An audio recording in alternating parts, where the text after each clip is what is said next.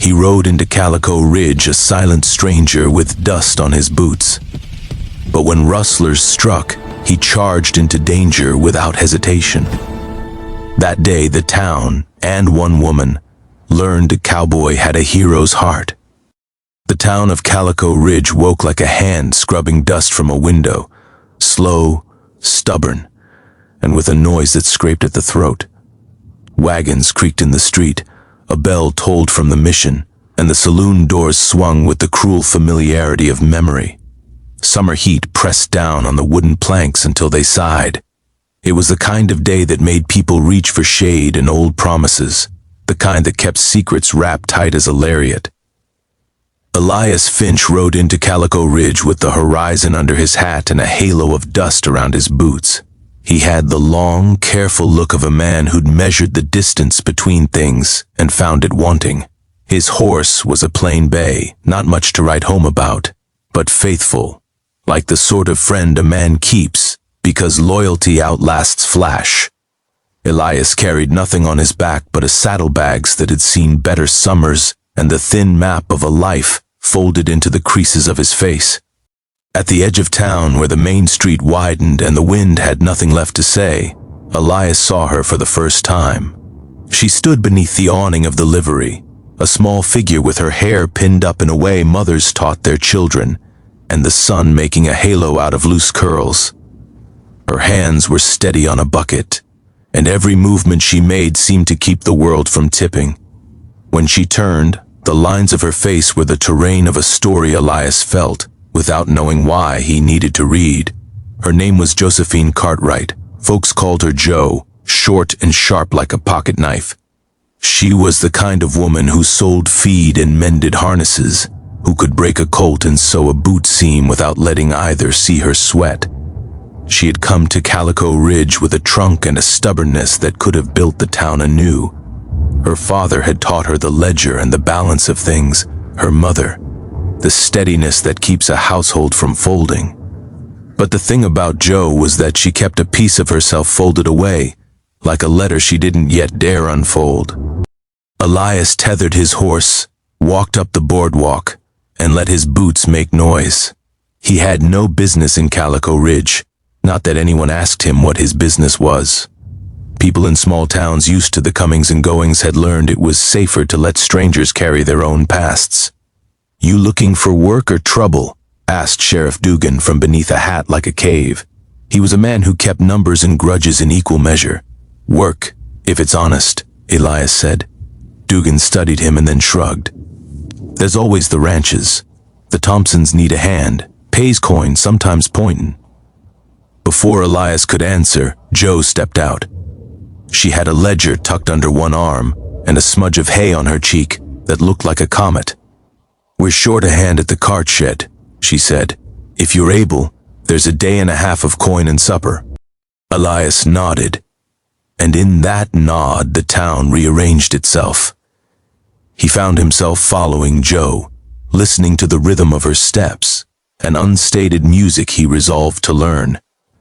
They worked together that afternoon under a sky that bruised with late light. Jo showed him how to stack feed just so, how to lift a crate without some muscle bearing the wrong weight. They spoke of small things, the sort of talk that keeps people steady, how the milk cow needed a new yoke, which stall needed new straw, where the maples leaned too close to the corral. Elias watched how Jo's mouth moved when she measured time. Each syllable was careful to avoid wasting it. When the day folded into evening, Jo stopped by the general store to pick up flour. Elias lingered in the doorway because he didn't yet know how to say goodbye to a voice that had become a salve to him in a matter of hours. "You new in town?" she asked, as if she'd been thinking the same thing. "Been in a few," he said. "Never here." Jo tilted her head. "You look like you've got a long road behind you." "So do you." She smiled, a small thing that for a second let the world keep its balance. "Well then stick to the boardwalk. It'll keep you from sinking into other people's troubles." Elias laughed, because there was a truth to that. He walked back to his horse, and under a sky pricked with stars like rusted nails, he felt the first faint ache of wanting to be known.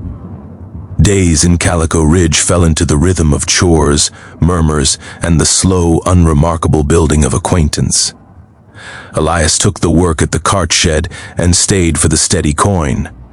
He found a room above the tailor's where the mattress smelled faintly of cedar, and the window looked out over the alley where the sun painted the dust to gold each morning.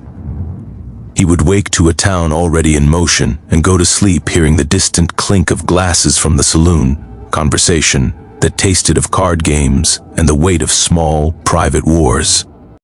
He and Joe kept to small talk at first, like two wary animals sniffing one another's edges. They traded fragments. Elias's life had been stitched through with railroads and the need to keep moving. Joe spoke of ledger pages and the steadiness of the Cartwright homestead. She'd tended to her brother for years before he left, for reasons she never fully explained. And she'd stayed because there is a duty that anchors a person harder than any rope. One afternoon, a rider came screaming from the west, boots beating the dirt, the news as raw as a bullet. The Thompsons' ranch had been hit by rustlers. Cattle missing, fences torn, a man shot in the flank. Panic ran quick as fever. The ranchers gathered in the square, throwing words like stones, eyes hard with the old, animal worry that someone would take what they'd tended to and leave them with nothing but the echo. Elias offered his horse, his hands steady, his voice low. "I'll help fetch what's left and track." Joe studied him. Rain-cloud eyes narrowed. "It's dangerous," she warned. "A man gets hurt out there and we bury him." He answered with the only thing that felt honest. "Maybe it's better to go hurt and know why." She didn't tell him to stay. She only placed a hand on the ledger she carried, feeling the weight of ledgers and lives, and then let him go with a look that did not leave him lighter. They rode out with a handful of men. The open land stretched wide and indifferent, a place for the smallness and the splendor of people to be tested. The trail led past creek beds and bones of old fires. Elias tracked the hoof prints and the broken wire. He saw where a young man had tried to drag a cow free, where a rope had snapped. The rustlers were clever, moving like shadows, slitting past fences at night, taking more than they needed, angling for profit. They found the men, a gang with hard faces and softer conscience, camped under a ridge, the cattle scattered like trophies. Skirmish cracked like lightning. Someone swore, someone fell. The sky grew a shade colder. Elias moved with a quiet that made him dangerous. He had the kind of patience that waits until the moment is ripe before acting. He wound up close to a rider with the look of a man who thought the world owed him everything, and with a steady hand Elias disarmed him from both horse and intention. The man went down cursing. When the dust settled, the cattle were recovered, the Thompsons roused to a relief that tasted both sweet and thin. There were bruises, and a man who'd lost a piece of his flank to a rifle. They rode back to town slower, the land seeming twice as big as before. Joe met them at the edge of Calico Ridge, the ledger clutched to her chest like a shield. She looked at Elias when he dismounted, and something in her face shifted. Recognition, or the loosening of a thread she'd kept tight for so long that her hands trembled. "You came back," she said. He shrugged. "Couldn't leave it." She hesitated, and then she reached for his sleeve as if to check he was real. "There's a doctor in town. He'll stitch a man up." Elias nodded, and because the world had made room for it, he found the courage to ask, "Will you have supper with me tonight? There's a pie at the general store that tastes like honest Sunday afternoons, and I haven't had one in a stubborn while."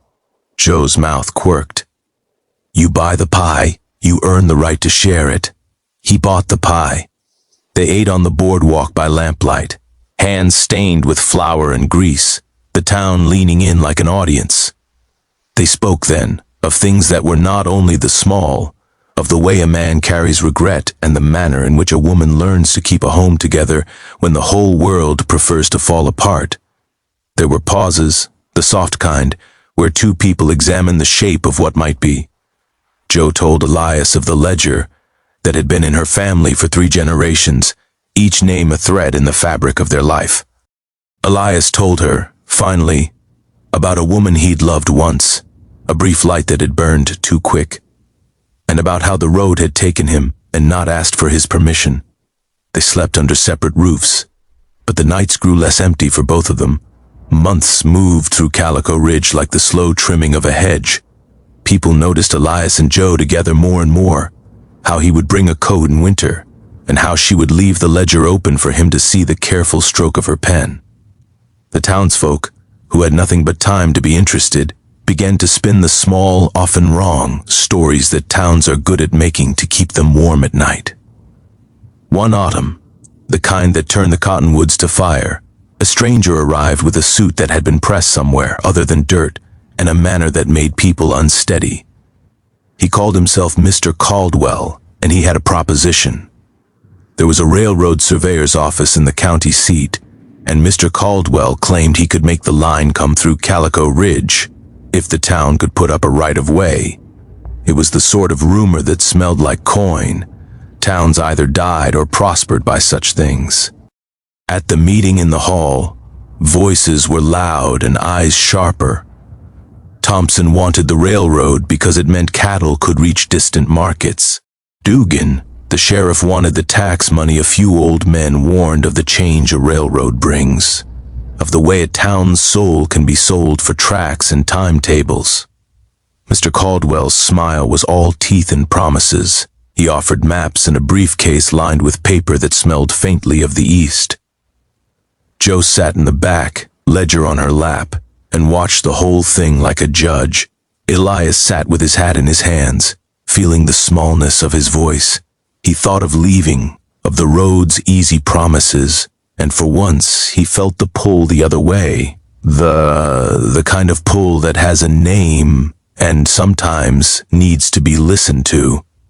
After the meeting, as people dispersed into the cold night, Mr. Caldwell walked Joe to the steps.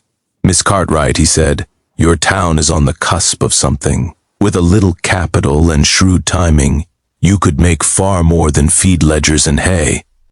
Joe's expression was neutral. "Mr. Caldwell, we're a town. We balance our books with care." He smiled. "And you do it exceptionally well. Ever thought of, say, managing my accounts? We could use someone practical." There was an invitation in the tone, an opening like a hand. Joe's fingers tightened on the ledger. "I keep the accounts where my heart is," she said, "and right now my heart is in Calico Ridge." Elias saw the look in Mr. Caldwell's eye, an assessment, a measuring of people as assets. He felt the same age-old temperature that had followed rustlers and rain. The town was a chessboard and strangers came to rearrange the pieces. Winter came early and harsh. Snow fell with a bitter certainty, and the boardwalks turned into narrow white trails where the town walked in thoughtful silence. The railroad talk had not died. It had seeped into people's hopes like dye. Mr. Caldwell had not left. He had the knack for being where advantage was possible, and advantage loved company. "Then we find a way to keep both," Elias said. "We bargain for conditions. We keep the land people need." She looked at him then, really looked, and the ledger caught the lamplight. "You believe the town can be negotiated for." "I believe people can be," he answered. The truth of it surprised both of them. Elias, because he didn't like to set roots, and Joe, because she feared losing the ledger's edges to something smooth and unfeeling. They talked until their words were only the soft exchange of people who had decided to trust one another with the smallness of their fears. Days turned to argument and compromise. The town council met, signatures were gathered and then withheld, bargains whispered in doorways. Mr. Caldwell was relentless, but not careless. He understood that to buy a town you first had to buy a town's patience. Thompson agreed to sell a strip if the railroad guaranteed certain water rights. The Thompsons were practical, and railroads were practical when they promised profit. Then the unthinkable happened. A fire in the evening, sudden and merciless. It started in the livery. A lantern knocked over, and the wind turned the small flame into a mouth. People poured out in their coats of wool and ash, hauling buckets and hearts heavier than they expected. The fire ate through the livery, through Joe's storeroom, leaving a skeleton of charred posts and a smell that would haunt the town for months. Elias fought at the front of the line, sleeves rolled, jaw set. He saved what he could, the hay that wouldn't feed the winter but would keep a family from falling completely off their feet. He pulled Joe away from a corner where smoke could have taken her vision and left nothing but a memory. After the flames died, the town stood in the ash, blinking in the cold. People looked at what remained and saw both ends of fate, how quickly a thing is stripped and how quickly hands will come together to rebuild. Mr. Caldwell, who had been watching like a hawk, stepped forward with a ledger of another kind, promises, an offer to rebuild as part of the railroad expansion. The timing was a razor's edge. Joe knelt in the dirt, the ash on her palms like penitence. She felt the ledger in her satchel like a lung. She could not yet bear to burn it. She turned to Elias, whose coat smelled faintly of smoke and was raw around the collar. "We could rebuild," she said. "We could take the money and make things whole." Elias took her hand, fingers rough and surprising in their gentleness. "And if you sign, Joe—" "If I sign," she whispered, "I might keep the town building, but I could lose the right to decide how it grows." He looked at her for a long time. "Then don't let them decide for you," he said simply. "They made a stand, not the kind of stand born from stubbornness, but the sort born from knowing what matters." Joe rallied people. Farmers who had never thought themselves politicians, the tailor who kept accounts on the side, the barber who listened more than he spoke. Together they petitioned the county and challenged the clauses that would have handed over more than lines of track. It was a small rebellion, inelegant and human, held together by ledgers and the stubborn backbone of a woman who loved a town enough to fight for its soul. Mr. Caldwell was not a man to be easily deterred. He pushed, offering more money, sweetening the deal with a depot and jobs.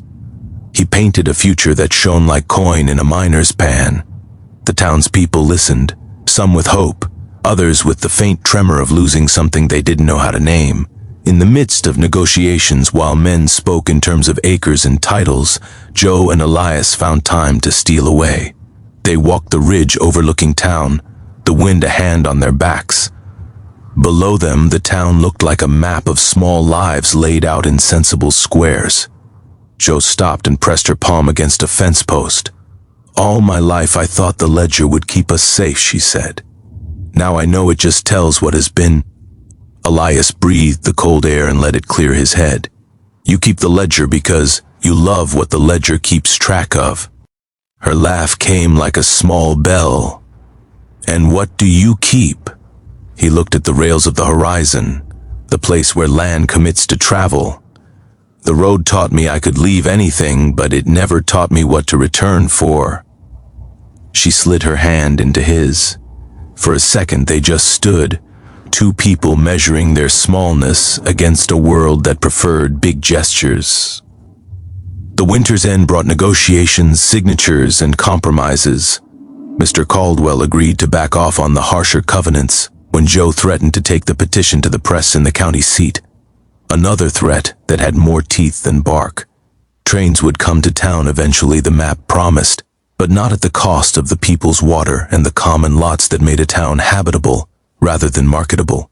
The depot would be built just beyond the corral, a place where freight could pass without cutting the town in two.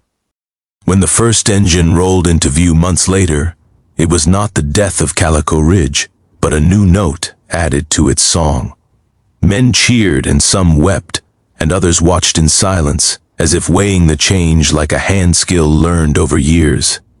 Joe stood among them, ledger clutched to her chest, and Elias beside her, hat in hand. There was pride, and the ache of negotiation settled into the town's skin like a new scar. The seasons that followed were kinder. The depot brought new faces and with them new stories. Some things changed gently, The tailor widened his business, the general store grew, and the children found new toys. Other things, the small rituals of the night, endured. The bell in the mission, the man who whittled on the corner, the way old men debated whose turn it was to tell the same story. Elias and Joe found, most days, that their lives fit together like pieces that had been waiting for matching. He learned how she liked her coffee, black with a measure of patience, and she learned the kind of quiet that settled his nerves when he talked of the road.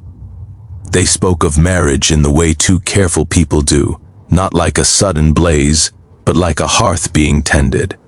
They were not dramatic people. Their love grew stubborn and necessary, like the grass that grows up through a crack in the boardwalk and refuses to be pulled out. There were moments of pure terror, as in every life. Elias fought an illness one summer, fever that left him hollow for weeks. Joe kept the ledger balanced in his bed, cool, cooking soups that tasted of time and patient hands. When he came back to them, thinner but with a light in his eyes that had been absent for a time, the town breathed a collective relief. Joe never left his side. She watched him sleep and charted his recovery lie.